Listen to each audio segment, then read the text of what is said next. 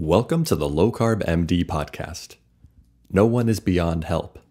No one is beyond hope. As we've always said, we're bringing you medical information and cutting-edge science, but none of this is medical advice. Please seek out input from your own doctor.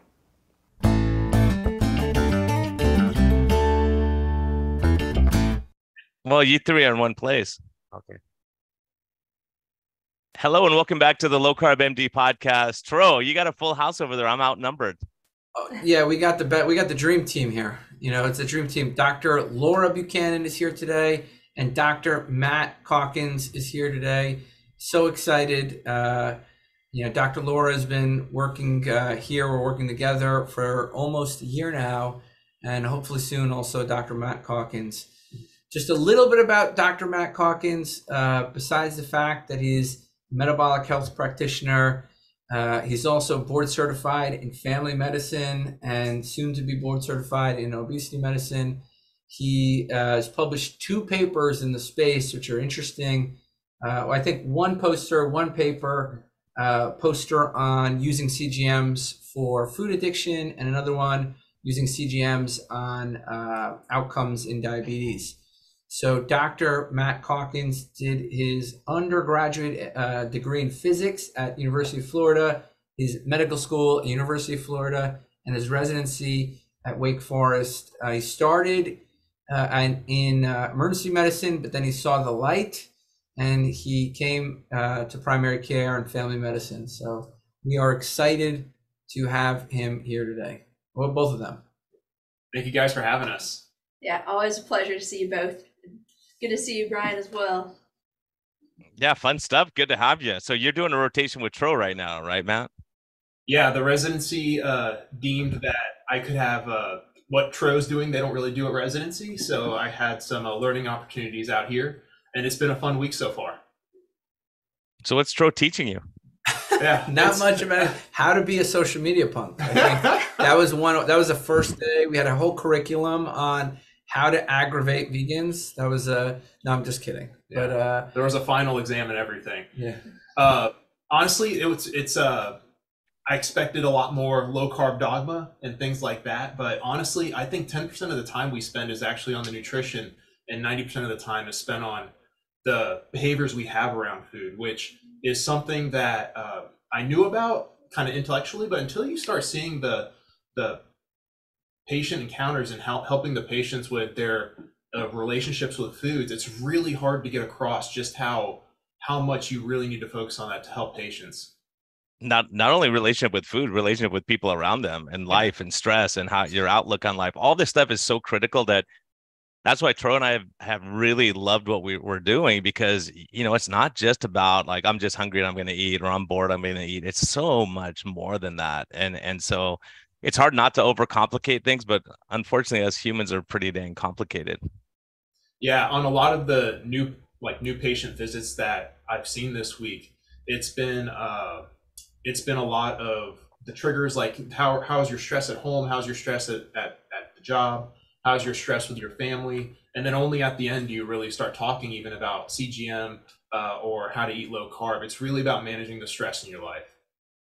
So you can't just give them a menu and say, just follow this menu and everything's going to be perfect? That may work for some people, but I think for a lot of people, no, it won't work. And I think it just creates frustration when people do try that and it doesn't work for them. That just creates that frustration and continues the spiral even that people have been in for decades. Yeah. Tro, jump in here, man. Yeah, I want to know how this all started. So yeah, you're here in our clinic. You've learned, I know from, I think, I forget if you went out to visit Mark Gazella, and certainly know you went to Dr. Eric Westman, and now you're here. But, you know, there's something that brought you into medicine.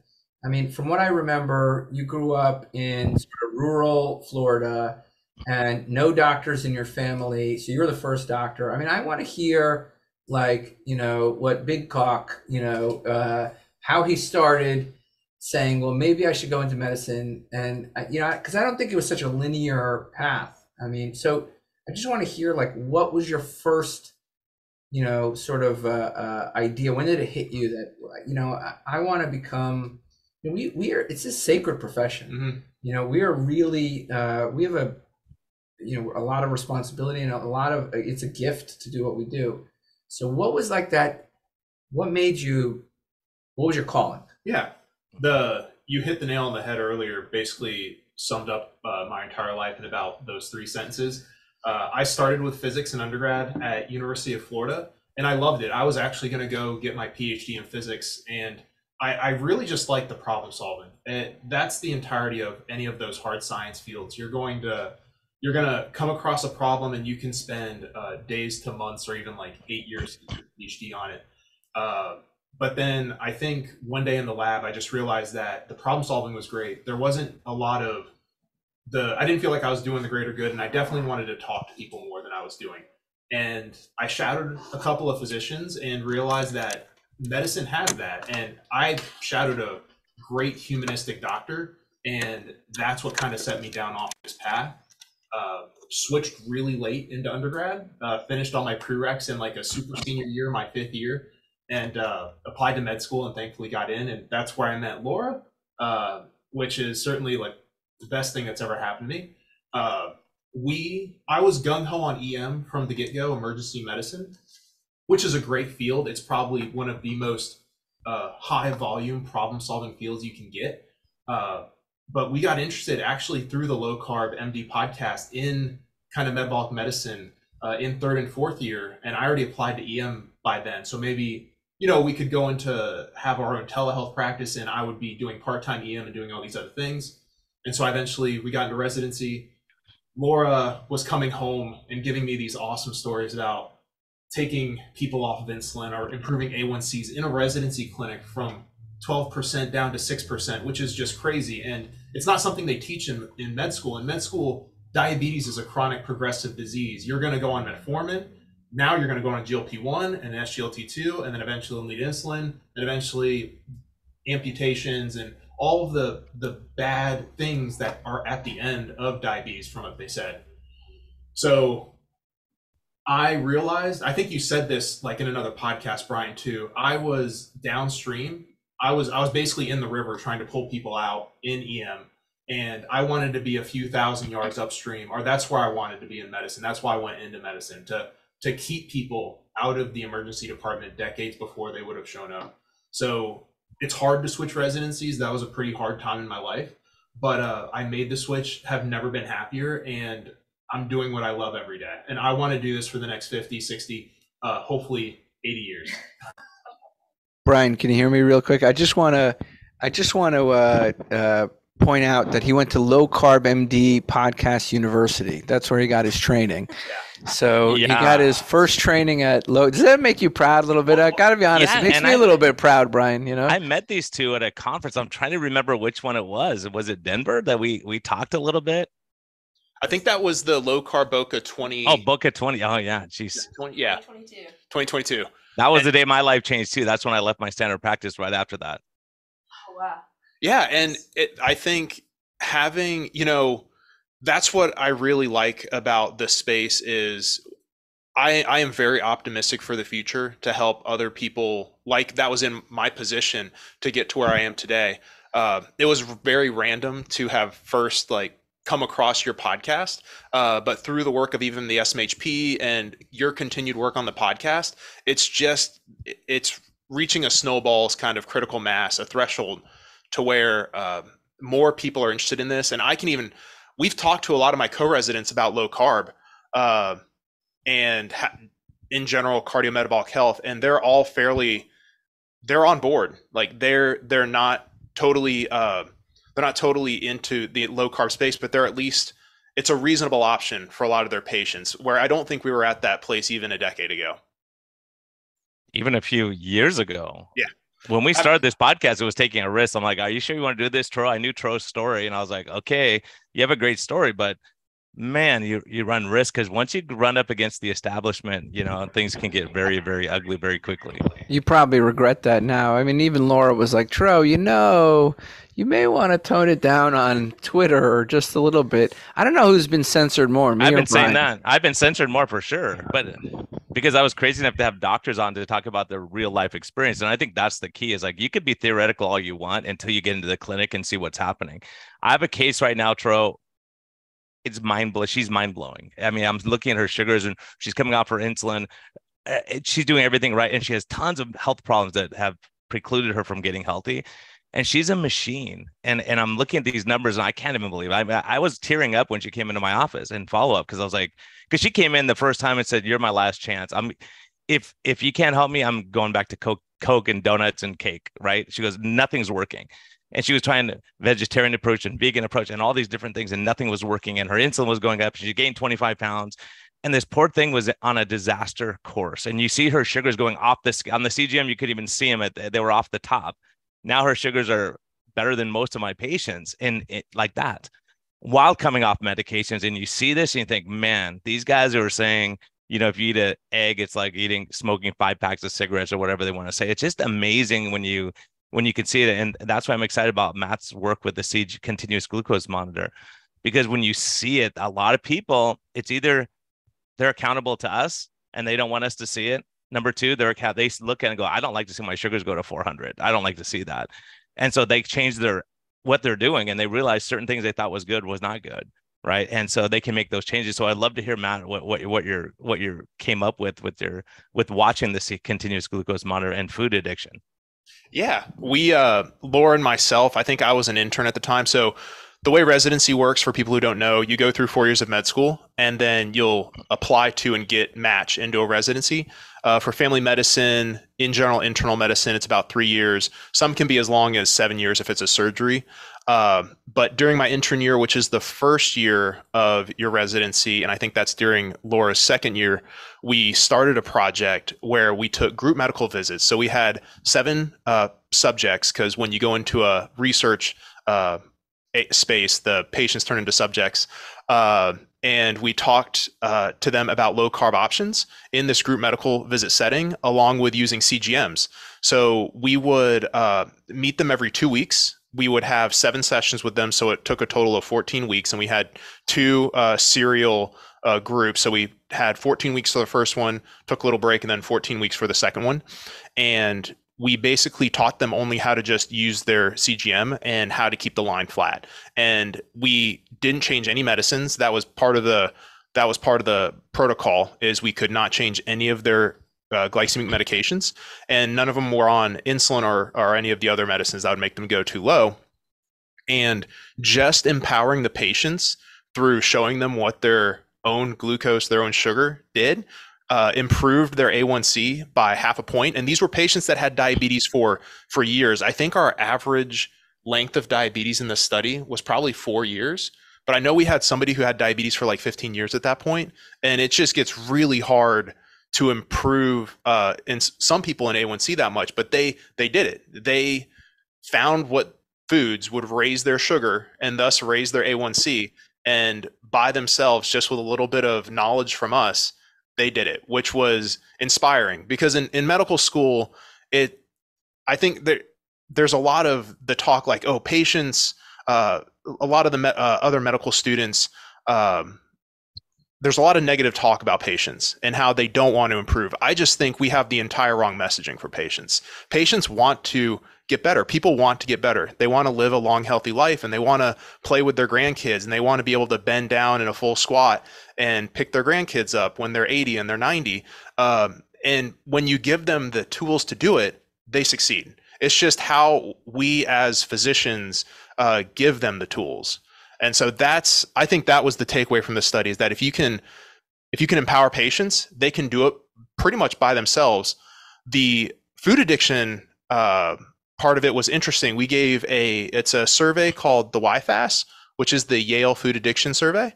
And we gave them at the beginning of the study and the end of the study. And essentially it walks through problems like, do you have shame about eating? Do you have guilt about eating? Have you ever experienced this while you're eating? And all of the metrics of the food addiction survey improved by the end of the study for how many patients? Yeah. So 7 patients qualified as having food addiction symptoms. So 1 was severe, 1 was moderate, and 4 were mild. And all of them went to having no food addiction symptoms at the end of the study. That's really wild. That's really wild because, so many times I know Tro's heard the same thing is that, people will, specialists will say, you know what, like if you restrict people, it's going to get worse. That's what they say. It's like, what are you basing that on? Because that's like me saying, hey, if someone has a problem with alcohol, if we limit the alcohol or get rid of alcohol, does that mean they're more likely to binge on alcohol? No, you're less likely.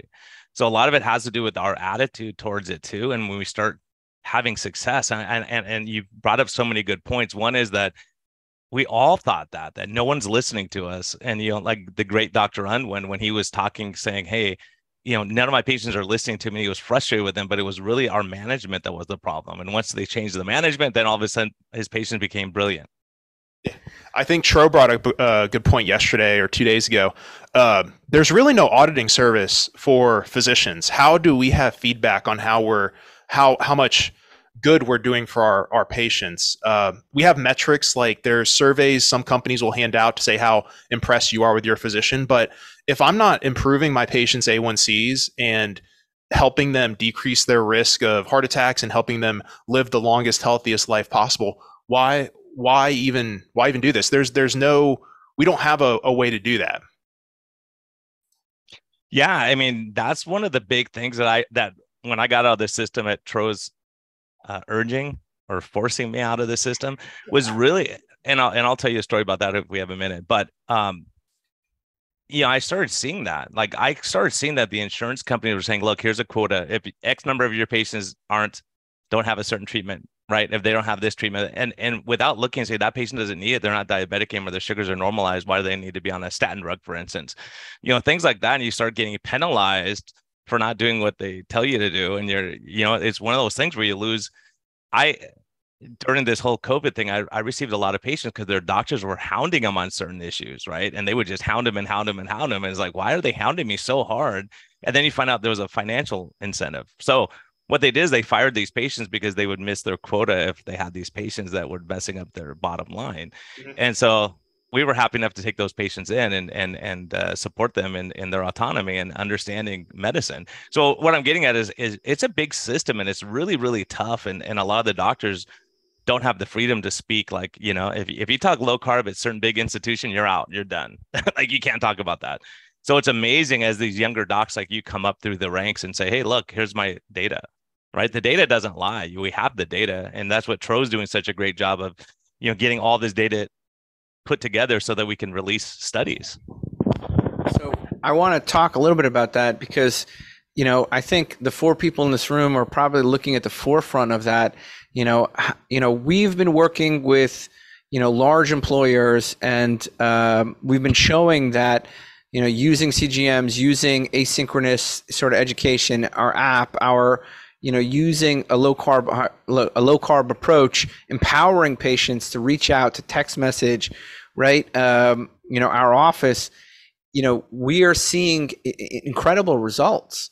We were reviewing, actually, Dr. Laura helped us review our 1 year data. At 1 year, the average person, in our employee wellness program lost 51 pounds. At 6 months, it was like 34 or 38 pounds, something like that. And then at 3 months, it was 21 pounds on average, right? And this is while stopping more meds.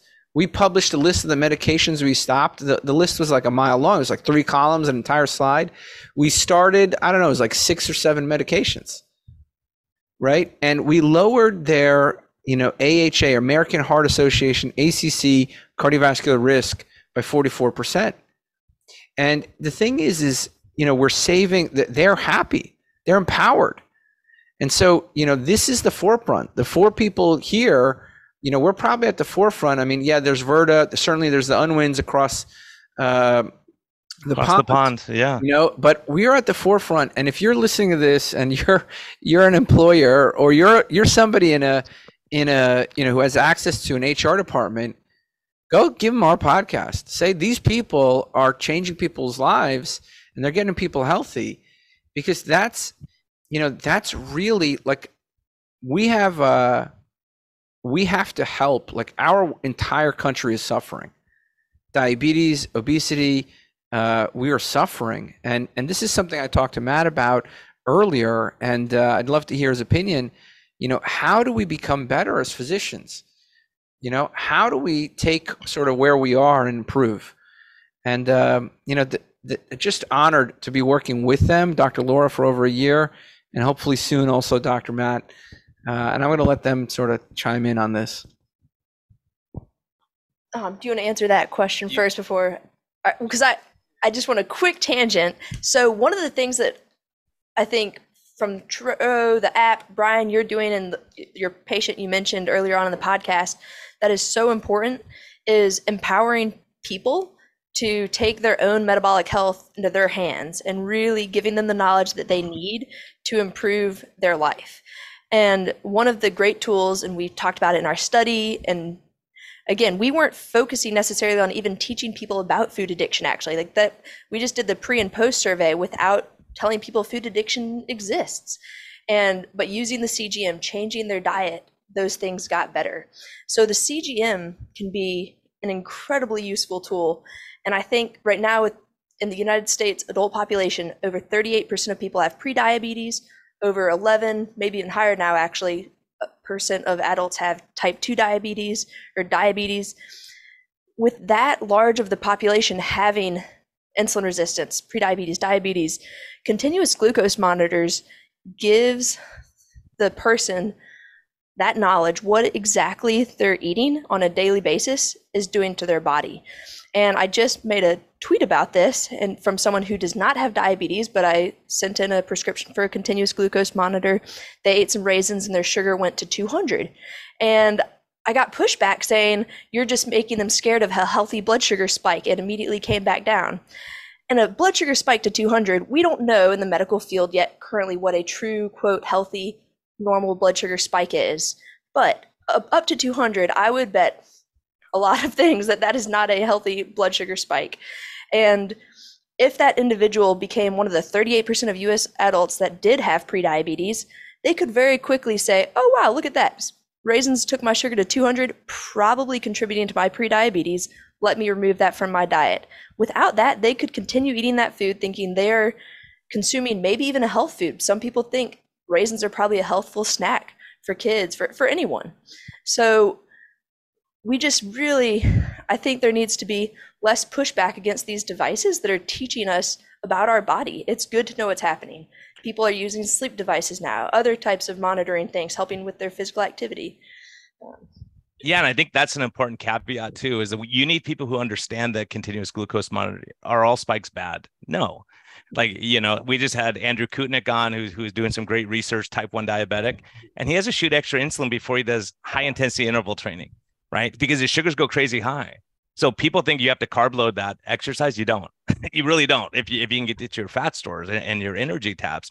So it's really critical. That's why when we follow the continuous glucose monitor, we have people log, I was stressed that day. I didn't sleep well. I got into a fight with my husband, all those things. So we could say, oh, okay, that's how you respond. I just have a guy, he just got back from Cabo, high stress job, working for a huge firm. And he took a week off with his wife and reconnected, ate terrible food the whole time. He goes, I lost almost 5 pounds in a week. And so it really does we have to look at this whole metabolic health, stress, sleep, hating the world, all these things. It's not just what we're eating. Yeah. And I'm a very research oriented guy. I was the same way in undergrad, and I tried to do the same in medicine as well. Actually, yesterday or 2 days ago, there was the CGM map was published out of Israel, a group from Israel, which had 7,000 healthy CGM users. And they basically looked at a ton of the metrics, like a lot of the glucose variability, which would be your glucose spikes, and a lot of your baseline glucose.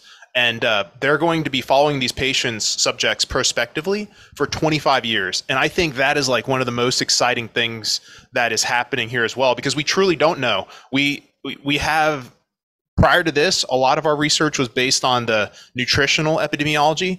But when you start talking about CGM epidemiology, you're going to be able to just basically measure the exposures that much more precisely than whatever you could be doing in nutritional epidemiology.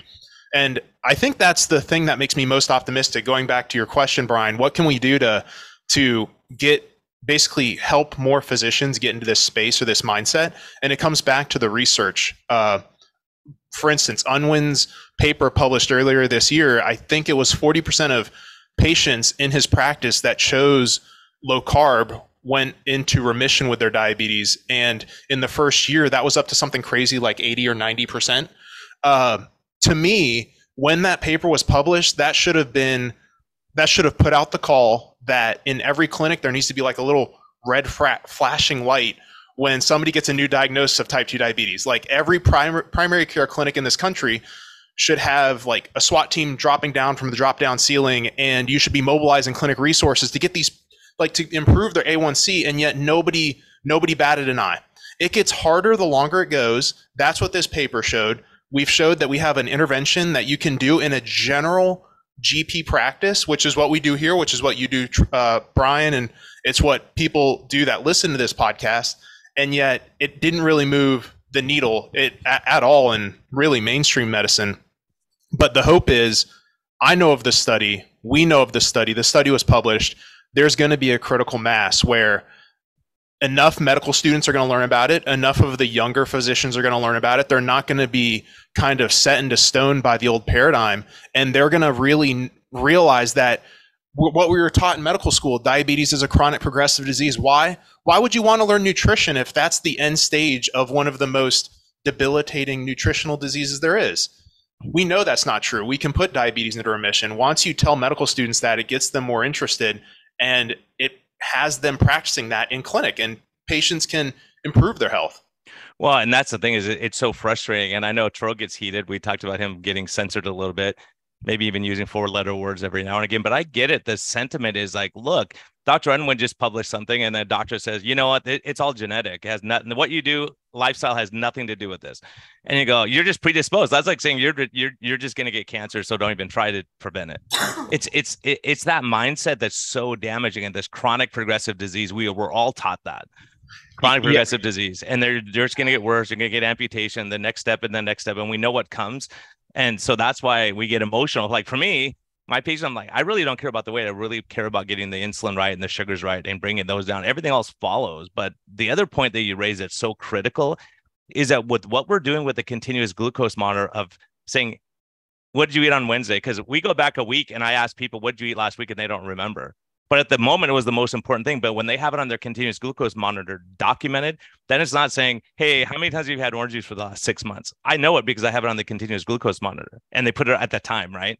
So if they're honest in their answers and put that on there, we have a great retrospective to look at right now to say, how many times have you eaten steak in the last 2 years? Like, who knows? I don't know how many times I had steak in the last 2 years, and people just make up answers like, okay, this is the epidemiology, this is the study. It's crazy.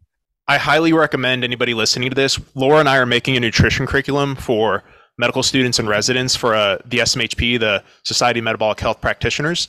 And one of our modules, I have a couple of videos about food frequency questionnaires and nutritional epidemiology. I just want you to go type into Google Dietary Health Questionnaire 3, and there's a free PDF, 144 questions. That is a food frequency questionnaire. It's what the NHANES was based off of, I believe, which was a very large and a prospective cohort study that we use for a lot of data, and just try to fill it out. You know, it takes about 45 minutes, so it is a sizable chunk of your life, but know that that's what this data is based off of. And basically hundreds of thousands of people filled this out. And that's what we have a lot of our recommendations, our dietary guidelines based off of. Coming from a field like physics, when you start reading into the way that, like, just the recommendations we make to our patients now and what the underlying research is, it's I can't. You cannot make recommendations based off that data. You can meta-analysis all you want. You can put as many studies as you want together, and you're just going to be showing the bias inherent in the actual questionnaire itself. And then going back to the genetics question, I know that's also a hot topic. One of the USDA guidelines for 2025 to 2030, one of the chairs said famously, I think in a 60-minute interview, that obesity is a genetic disease. And it's kind of like, my analogy for that is asking, well, how does a car move? How does a car go forward? How does it go into reverse? And it's like a mechanic saying, oh, it has explosions. And it's kind of like asking that for a researcher. Well, why does obesity happen? Why does type 2 diabetes happen? Well, it's because of genetics. And both questions can be technically right. There can be genetic predispositions, but the answers actually serve to just totally, I would say, obfuscate the entire description, the entire discussion. As soon as you say that a car moves by explosions, what are you going to talk about next? And as soon as you tell a patient that obesity is genetics, how are you going to counsel that patient in order to improve their health? It's pretty much a non-starter. And I think that's why it makes me so frustrated, is that you should know better. If it's disempowering, yeah, it's disempowering.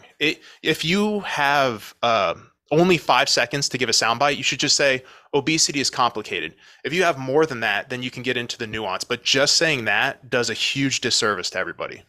I think it is to say that we can use medications.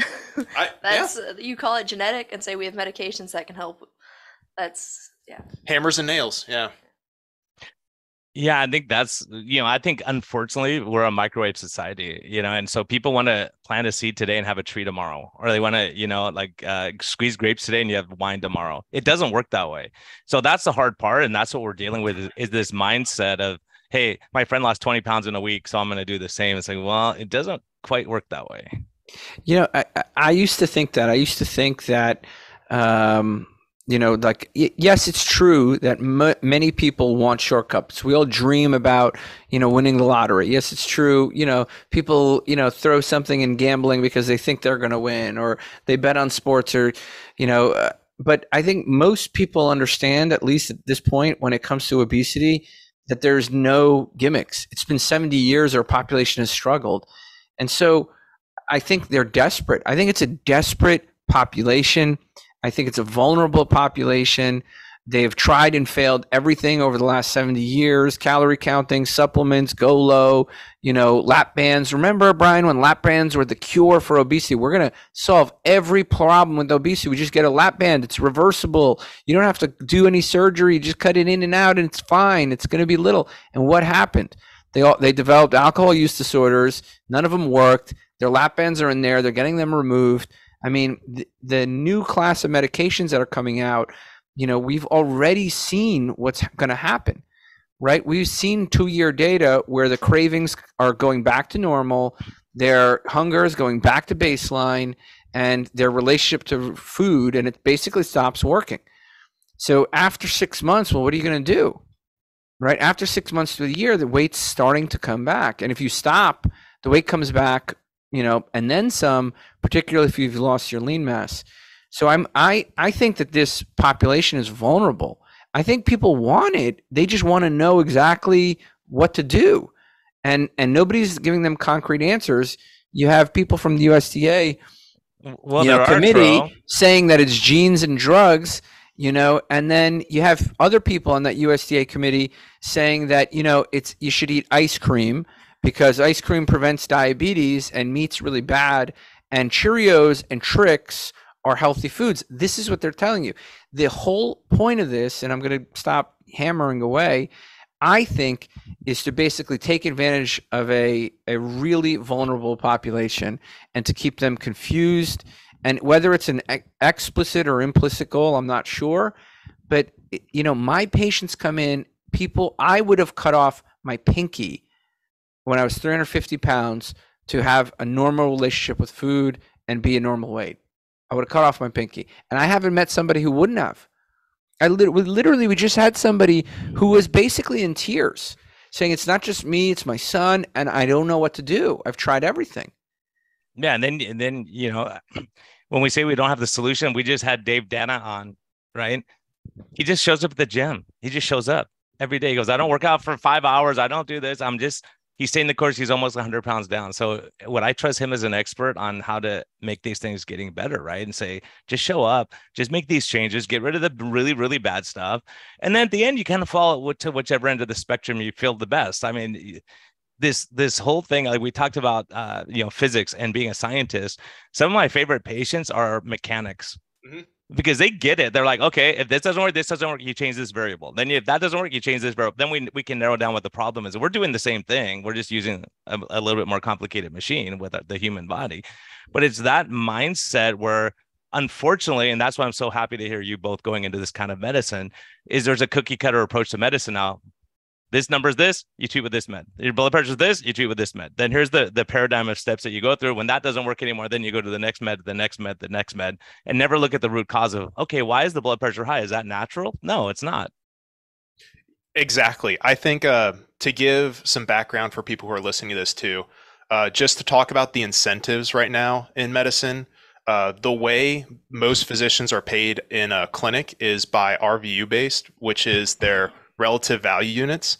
So you basically have a couple of different levels for your clinic visit. You can have a 1 through 5, and nobody really does the 1 or the 2, but really 3, 4, or 5 are the increasing levels of complexity and also increasing amount of money you get back. So I think I looked it up this morning and it was 1.3 RVUs for a level 3 visit and about 2.1 RVUs for a level 4 visit.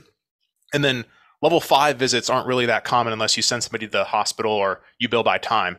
But the moral of the story is that when you go from a level 3 to a level 4 visit, you get more money. And the only way to really go to increase the complexity is by increasing the medical decision making, which is in general medication. So when you have 15-minute medicine, which is kind of, I think of 15-minute medicine as stuck between the two pillars of the food industrial complex and the pharmaceutical industrial complex. I truly believe a lot of physicians out there, they want to do the right thing. Burnout is ultra high. People want to do the right thing for their patients. They're seeing all these bad outcomes for their patients. You have Ozempic coming around and basically saying it's the cure. Mounjaro's now the cure. We used to have the lap bands. There's always the cure right around the corner, and those things are easy to do in a 15-minute visit. You have just enough time to really ask about the side effects of the medications and the risks and benefits of a new medication, and then they can come back in a month. But it doesn't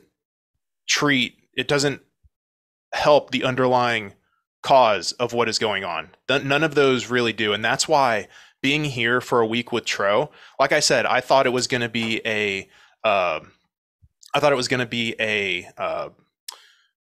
lot of, oh, low carb, you should not eat this, you should eat that, or you should follow this page more.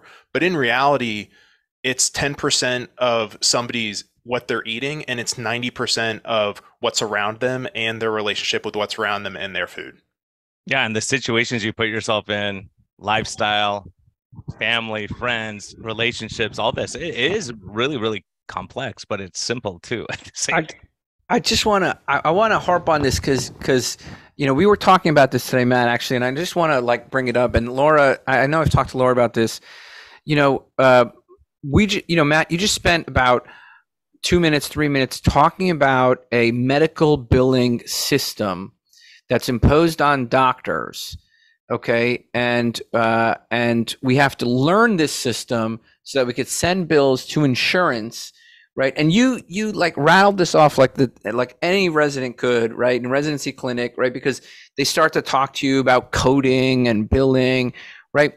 And just before this today, we were talking about the concept of moment zero, right? This concept of, there is somebody out there who has a medical issue, and the goal of every doctor should be to get as close to that serious medical issue as possible.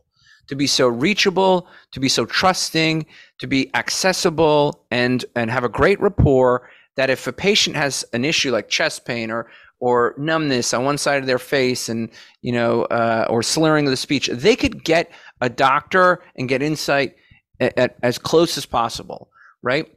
Or if somebody's going to make that moment zero of a lifestyle choice, they're going to eat something, they're going to feel terrible, they're going to have a bad relationship with food, they're going to eat off plan for a week, right? And a week becomes a month, and a month becomes a year, and they've gained 30 pounds back. If our job as doctors is to get as close to possible as that moment, right? How come we haven't devised systems to do that? You're here rattling off, and I'm not. I was the same. I'm not blaming you, but this is a systemic problem, right? How do we get our doctors to think, what does my patient need, so we can prevent the worst case scenario, so we could become so accessible, so trusting, so amazing that they could text, or they could go on an app, or we're already seeing it happen as it's going on, and we can reach them in that moment or as close to that moment before the 5 years of shame and the 100 pounds of weight gain.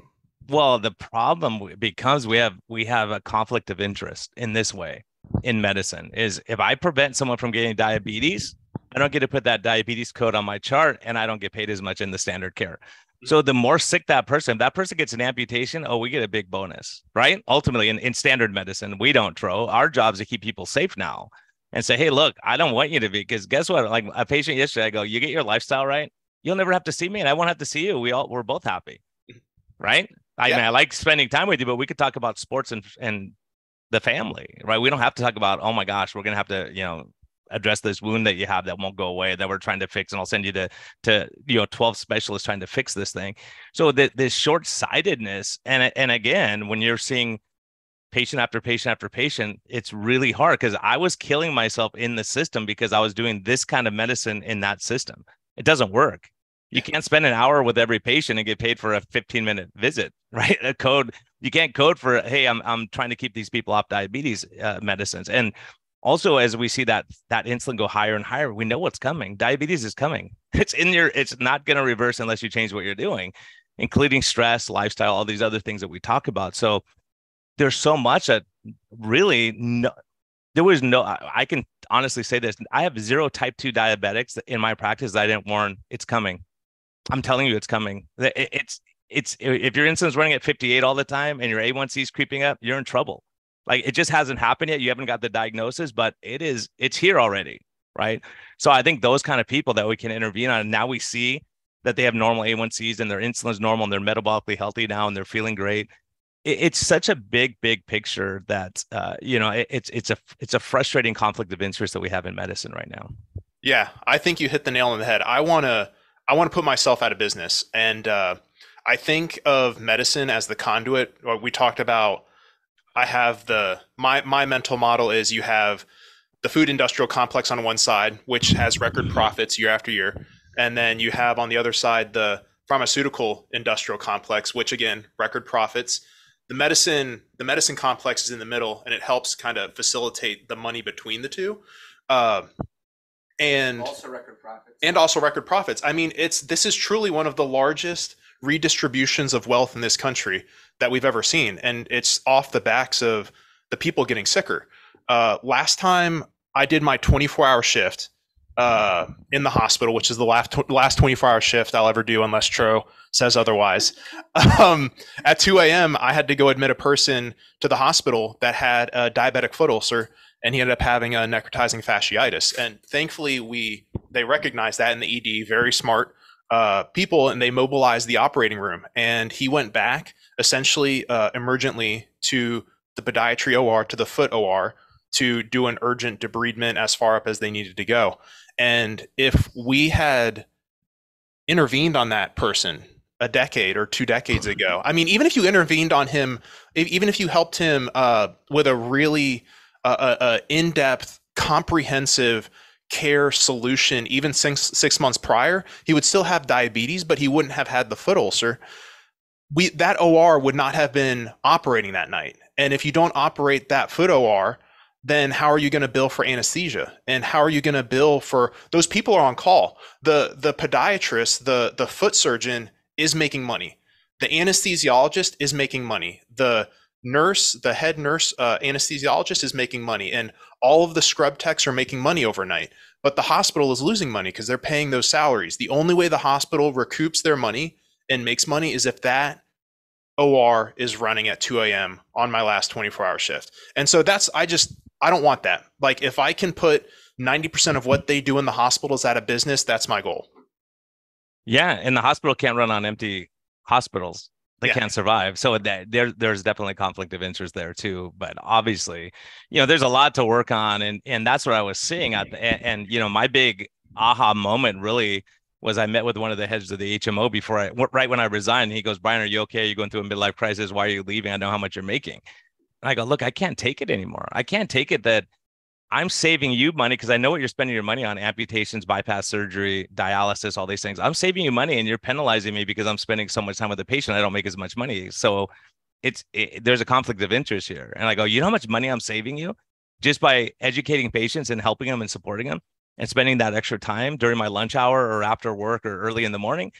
And he goes, you're costing us money because we get paid from the government based on diagnosis code. If you prevent the diagnosis code, we don't get paid as much. That's the bottom line. He goes, you're hurting us. I'm like, oh my gosh, that's why I'm leaving. I can't handle that. I guess, are we in medicine to make money or are we here to help the patients? And it's so frustrating. And even he called me later on and said, Brian, you make good points. Like, I never thought about from the way you are, because they were bringing in nurses to upcode, like saying, oh, yeah, this pulse might be down a little bit. Oh, you get paid. You can build this much more for a, decreased peripheral pulses, or, you get diabetes out of control. You get paid more than controlled diabetes.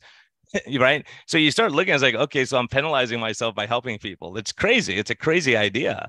And that's why direct primary care is such a draw for a lot of doctors now who are burned out, saying, I'm not helping anyone. I'm just making money. Is that what I came here for? No one came here just to make money.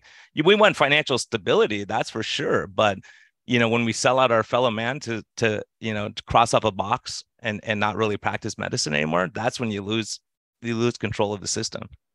Mm-hmm. Exactly. Yeah. Yeah.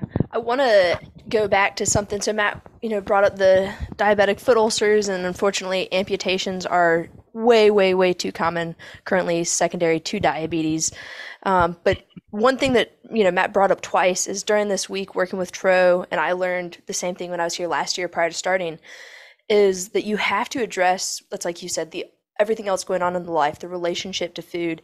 And during residency, I was not trained and not prepared or educated on how to actually help people address those other things, address the relationship to food, address the food addiction. And I had a patient during residency who lost one leg from their diabetes. And by the end of residency, 3 years later, they had both of their legs gone from diabetes. And, I feel I failed that patient because I educated them on low carb, I educated them on keto, but they couldn't. I was like, well, they can't stick with it. But it's because I did not actually empower them or enable them with fixing that relationship, which was clearly so skewed. And so far, I mean, that if you are wanting to eat those potatoes or the rice or the cakes so much so that you're willing, unfortunately, to lose both of your legs, like that is a super powerful addiction. And so we've got to train future doctors. When someone is fighting up something like that, how do you help them actually reverse that? And that's the type of stuff that is happening here in this clinic, happening at your practice. And that's another educational piece we've got to get out there. Yeah, and that's the beauty of it. And I think the other thing that Tro has nailed on the head, that I just did a Zoom meeting with my patients Wednesday night, and it's amazing because I could sit back and someone says, I'm struggling with this. And someone said, oh, you know what? Someone who I know was struggling a year ago is saying, you know what I do now? I do this and this and this. But a year ago, they were a disaster. So, to see people helping each other and say, hey, here's the brand of, someone asked about salad dressing. Oh, I make my own. Here's all I do. It's super easy. I do blah, blah, blah, and you'll love it. You can make your own blue cheese, make it this way. And so, just to see people who are inspired and they feel better and they want to help the next person along, in standard medicine, you can't do that. I always thought about it. I go, how can it be that I can't just, Toro knows from this podcast, we had people that we've helped dramatically that we never met before. They just listen and go, that one guest you had, whoever it is, they impacted me. That their story gave me hope that I could do it if they could do it, And so it's so important that we, just help people however we can, because sometimes, and Troy, I think you might feel the same way. I have some people, I'm like, am I really helping you anymore? This is a social meeting once a month where we're just, do you need me? I mean, why don't you fire me? It's like, I need this. I love this. And you keep me on track and I love it. And I get encouraged and I stay on track. So it's like worth every dime. I'm good doing this. Brian, even Tro is probably worth it. So I was talking to Matt and Laura about this. Right now, if you get into a car accident, first of all, your car has an alarm that goes off if your tire pressure's off, if your engine needs help. It has a service you can call in case something goes wrong, and you can take it into a physical location if something's really, really wrong. If you get a flat tire, somebody's there to help you. You just, phone call, text message away. If we can't offer that same level of customer service in and patient care in medicine, we have failed, right? We have failed, right? Right now, find out what's quicker, okay? You call, you get, you order food, or you call a doctor for help. Which one will reach you quicker? Which one will you get quicker? And that tells you about our society, right? That tells you about what we are as a profession. We're failures. We have failed as a profession.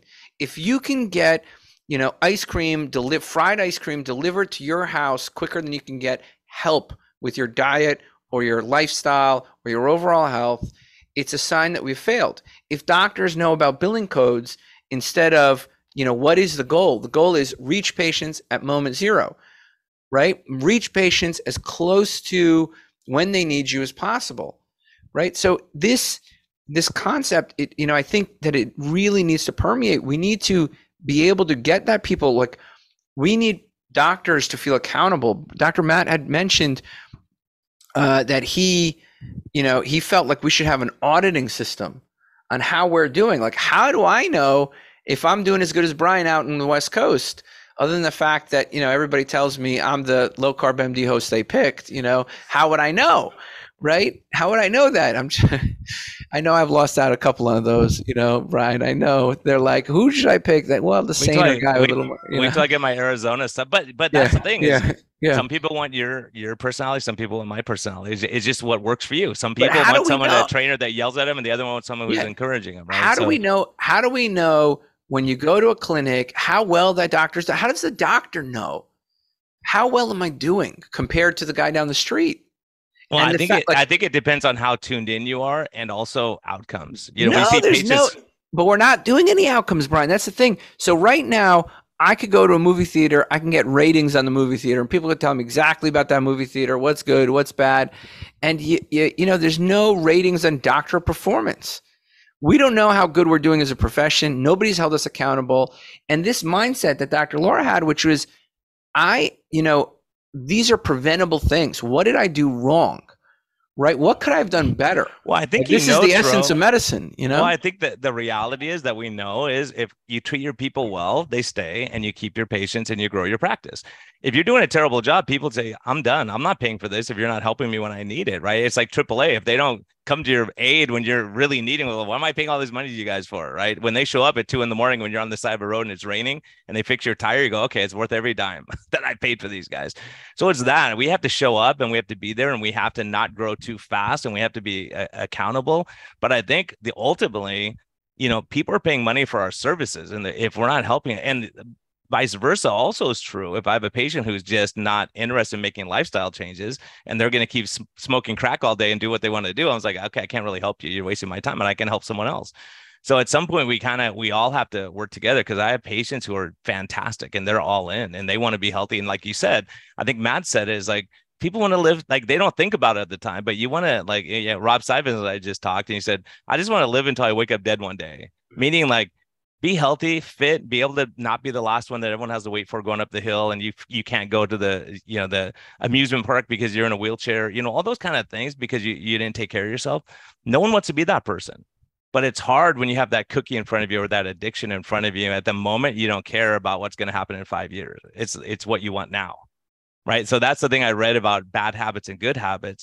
Good habits, you don't see the fruit right away. You have to wait. Bad habits, you get it right now. If you eat the cookie and donut, you get that rush right now.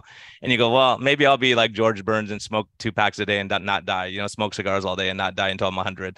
But most likely you're not going to be that person. So it's kind of like playing the lotto with your life.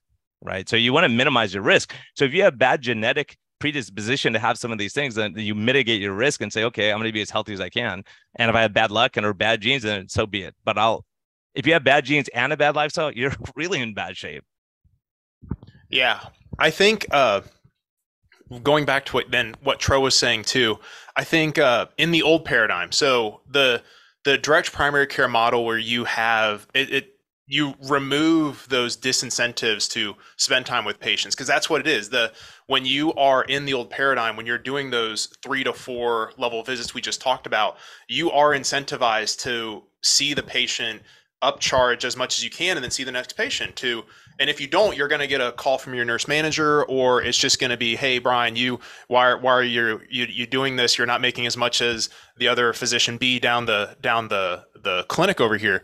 So when you're in that model, the bar is so low.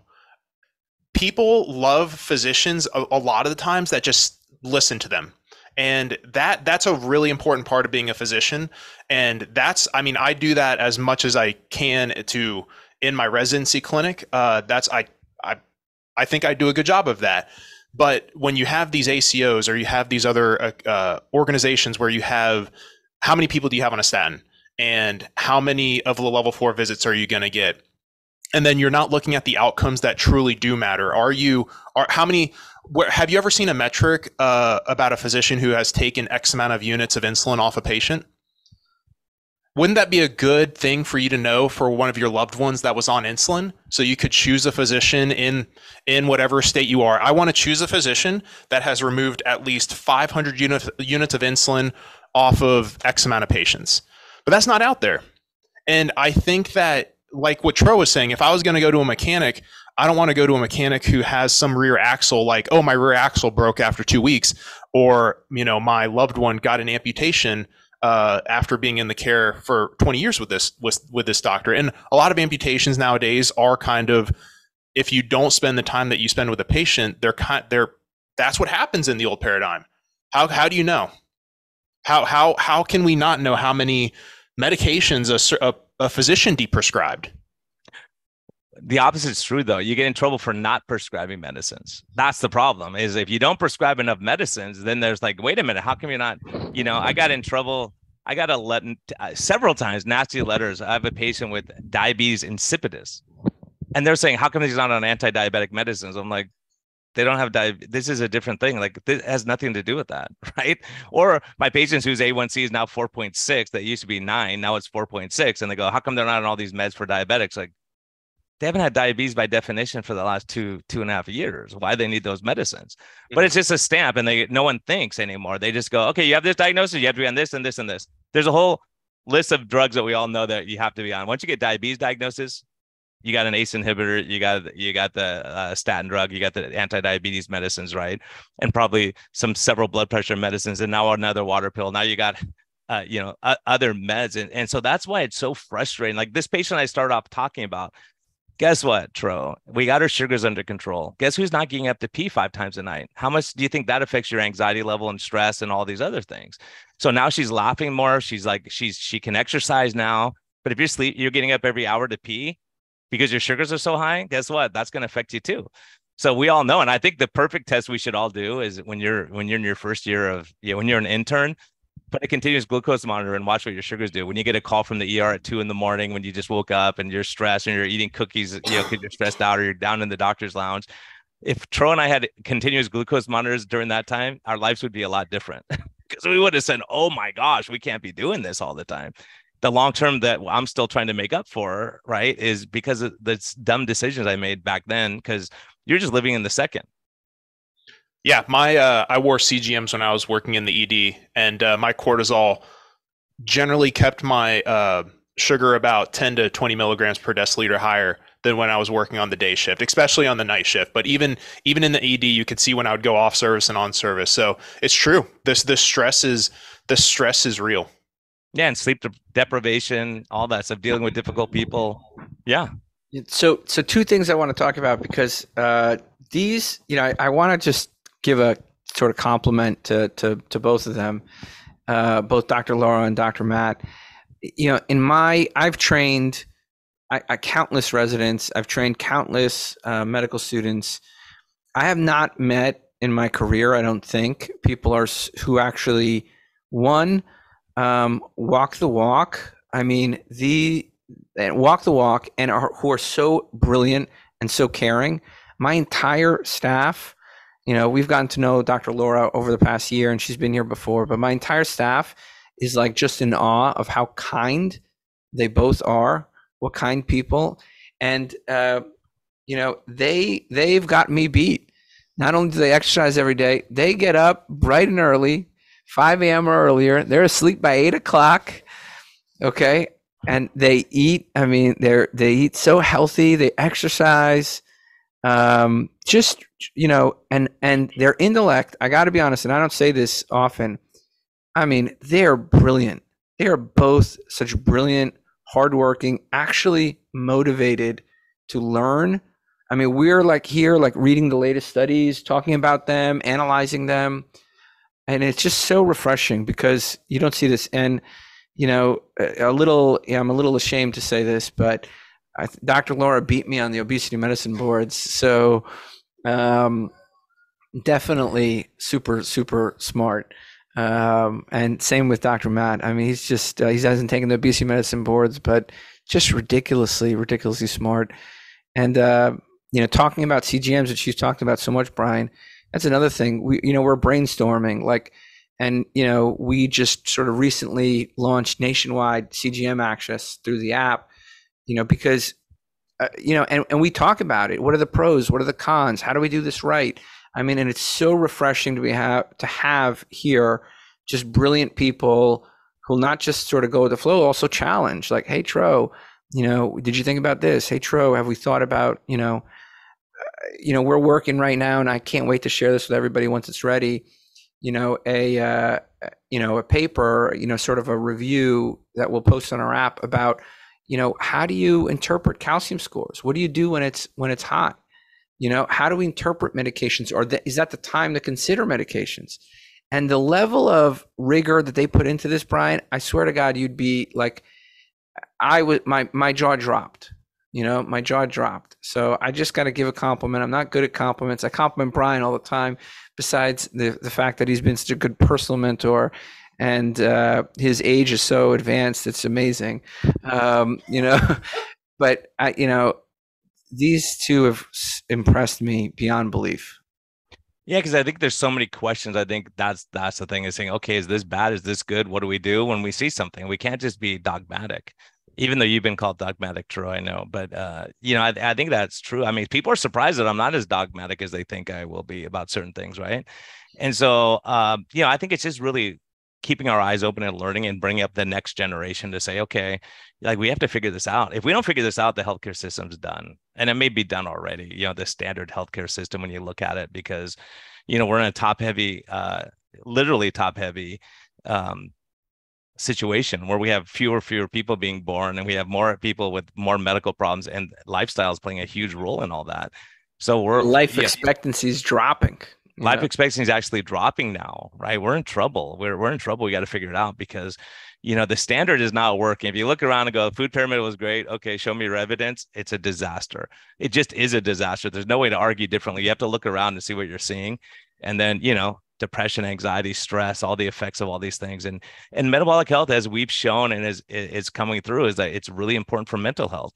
So if we ignore that as part of mental health, we're in big trouble. And the mental health is contributing to the obesity rate. So it's all a circle, really. Again, if you're not sleeping and you're stressed and tense and hate the world, it's going to be tough. And that's what we've seen. That's what we've learned doing this podcast over time. Yeah, I did a residency lecture back in February, and I chose my topic just to be a roundup of the latest information for primary care. And everybody was floored when we went over the new guidelines from the AAP that recommends bariatric surgery for 12-year-olds. Less so for now semaglutide for 12-year-olds, but I think it just shows you the scope of the problem and how some people, these are very smart, intelligent people that sat on a committee, and the committee voted unanimously that this is the thing we're going to go with. It's going to be bariatric surgery for 12-year-olds. And it's just, people are shocked when they hear that too. But that's now written into the guidelines. Yeah, root cause analysis, right? Why is it that we're having so many 12-year-olds? We better look and figure out this problem. You can't just throw a Band-Aid on it, and that's just a temporary Band-Aid, and it's going to be a total disaster, Yeah, maybe they're working on their numbers still, so they can't count the calories. They need to, to tackle childhood obesity, we need to develop more resiliency in 4-year-olds. So that's me being sarcastic. Yeah, Hashtag sarcasm. Same with me. Yeah, I think the Nutrition Coalition is doing a great job trying to get less sugar implemented into schools, get it less than 6% of calories coming from added sugar, whereas right now it's much higher. And you can see these Lucky Charm bars are actually allowed as school nutrition and school food. And it's like, it's not food first, but it's definitely not nutritious. And that's what it's being basically advertised as.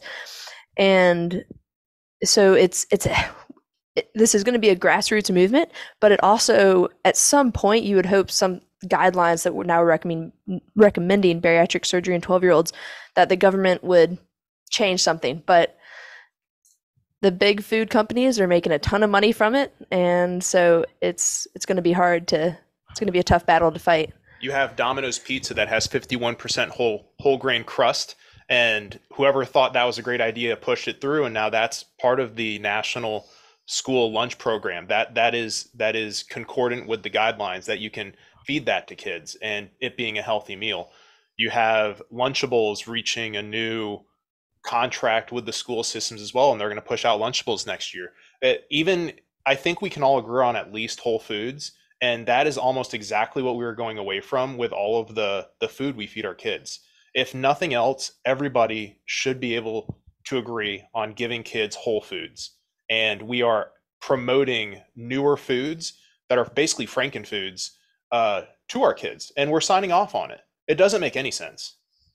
Yeah, and you'll see different statistics depending on which studies you look at. One recently I was reviewing, children ages 2 to 19 had an obesity rate of about 13%, and about 40% of those children had fatty liver disease. Non-alcoholic fatty liver disease, or now metabolic associated fatty liver disease, was a disease of adulthood. And previously it barely existed. Previously it was really just alcohol driven, would lead to liver disease, cirrhosis, but now it's non-alcoholic fatty liver disease from what we're eating. And now children are developing this disease, and that's just a huge rate. And I mean, that should scare people, and that hopefully will scare people into action, because we need to be doing something about that. I got one question before we part ways, Brian. I got one question, and I'm going to raise it. You can answer it first, and I'll go around. Okay, you have 2 drugs, right? You have 2 drugs, and you got to choose as a doctor. Okay, one drug has been used for 3 million years, and is generally well tolerated. Another drug has been used for about 70 years and results in multiple chronic disease. Which drug do you use? Yeah, I might go with the first one. I'm gonna agree with Brian here. We could ban the second one and still go. We'll go with the first one. I wouldn't ban it, but I'm a libertarian, so nobody's banning anything on my watch. But I'm in agreement, guys. Brian, it's always a pleasure. Maybe we should let the people smarter than us close us out today. What do you think? Yeah, sounds like a plan to me. Give the last words here. Well, thank you for all the kind words, and it really is an honor to be working with y'all and learning from the Low Carb MD podcast. I never, when I first listened to this, how many years ago? I don't know, 6 years at this point. I mean, it's been a while. Did I think that I would be on it talking to you guys and consider you both very good friends? So excited to continue this journey and hopefully help reverse chronic disease. I think we're all in the right space. We want to, sometimes what we do iterative processes. We figure out what works in clinic and what doesn't work. We always move forward. We listen to the science and we do what's best for our patients. And that's how I know I'm in the right place. Brian, Top that.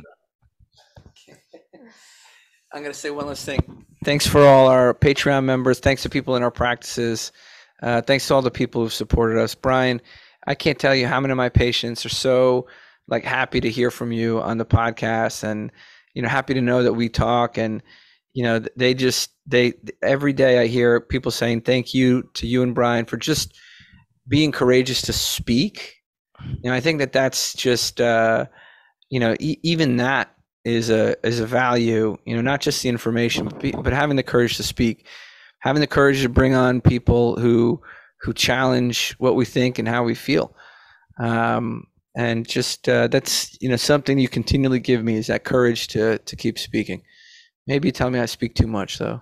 Yeah, no, I think it's important. I think it's important to say, let's have different voices and let's learn from each other rather than mock each other and ridicule each other and all those things. It's really important because there's people who have different views than us. We can't condone everything everyone says. I don't even agree with myself half the time, right? So sometimes you go, okay, let's reassess this. And I think we have to be able to do that and have different viewpoints. Censorship is not the way to move medicine forward. Now, people are saying, well, the science has evolved. No, it hasn't. You were wrong in the beginning when you say that. You never had the science to make the statements you made. So I think a lot of us, to say, like Matt's saying, some of the data we don't have yet. We don't know the long-term effects of some things. We just don't have it. I can't tell you what it is if I haven't seen it and we haven't studied it. But here's what we think based on early turnout. So, it's great to have young doctors with good minds who are doing this kind of stuff, because that will move everything forward, and then we'll learn. And we may reverse ourselves on some things in a couple of years. And if that's true, then we do. That's just the way medicine gets better, and we help people. And so the people who are involved in their health and care, they're going to look up for doctors like us, because that's what they want. They want to live longer and be healthier and not be decrepit. We don't want to be miserable the rest of our lives. So, even old guys like me can do it. So we can all do it. All right. Amen to that. Guys, thank you so much. Thank you to Dr. Matt Calkins, Dr. Laura Buchanan, who's taking patients in our practice. Brian, thank you again. And Brian, I got to chat with you after this. So once we close this, we got to chat. All right, man. All right. Have a good one, everybody. Thank you. Bye. Bye.